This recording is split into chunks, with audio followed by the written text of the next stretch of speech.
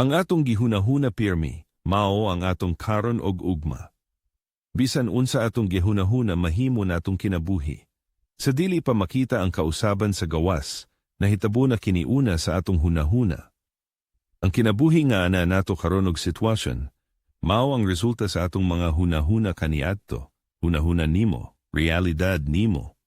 Kasagaran sa panahon, dili ang mga panghitabo sa gawas sa atong kinabuhi ang direktang hinungdan sa atong kalipay o kasakit, kundili ang atong paagi sa panghunahuna ug pagtubag ni ini.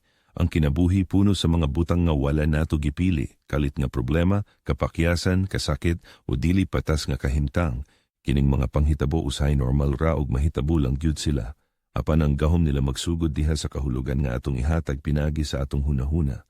Daghan kayong madunggan ni mga opinyon ug tambag nga moabot kanato gikan sa lain-laing tawo. Ang uban ni ini musulay sa atong kalig-on, puno sa pagsaway, pagduha-duha ug negatibo nga impluwensya. Apan nausab nga nagdala og leksyon kahayag ug kaalam nga makatabang kanato para molambo og mahimong mas maayong tangtawo. Busa importante kaayo nga mahibalo ta mopili. Dili tanang nga atong madungog angay nato dawaton. Kinahanglan gamiton nato ang atong kahibalo ug kasing-kasing sa pag-ila kung unsa ang makapahuyang ug unsa ang makapalig-on. Piliya ang mga makadasig, magpaayo ug nagtudlo kanato unsaon pag-uswag adlaw-adlaw. Kining tanan naggikan ug nagsugod sa ilang hunahuna ay hanimo madunggan o ilang maistorya sa mga tawo nga imong mailhan. Kung mahibalo ka mo pili sa sakto, mahimo nimong himuong kusog ang mga pagsulay ug mahimo nimong hagdanan ang mga leksyon padulong sa kahibalo. Ang hustong panghunahuna dili lang makatabang kanato karon kundili maggiya usab sa kinabuhi nga umaabot. Kay sa katapusan, ang imong kaugmaon gitukod og nagsugod sa hunahuna nga imong gipili. Ang pagpili sa husto og sakto nga panghunahuna dili sa iyon. Sa sinugdanan makabati ka og kasamok ug kasakit sa sulod kay ginapugos nimo ang imong hunahuna nga mobiya sa naandan ug mosulod sa bagong pamaagi sa pagtanaw sa kinabuhi.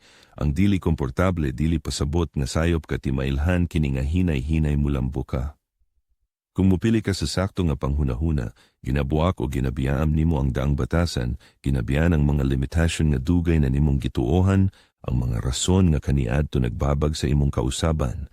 Dili kini sayon, kay ang hunahuna ganahan kanunay sa komportable, bisan pa kung dili na kini makapaayo o naghatag nimo sa situation nga dili ga kausab.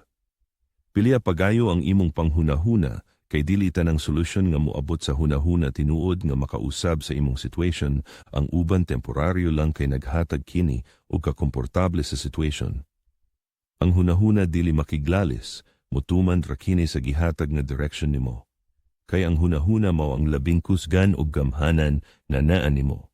Ang hunahuna mao ay magpausab sa dagan sa kinabuhi. Sa katapusan, hunong ug kalma, hunahuna pag-ayo ang imong kaugalingong panghunahuna. Piliya ang sakto nga paagi sa paghunahuna ug sugdan nato ang pagbago sa kinabuhi.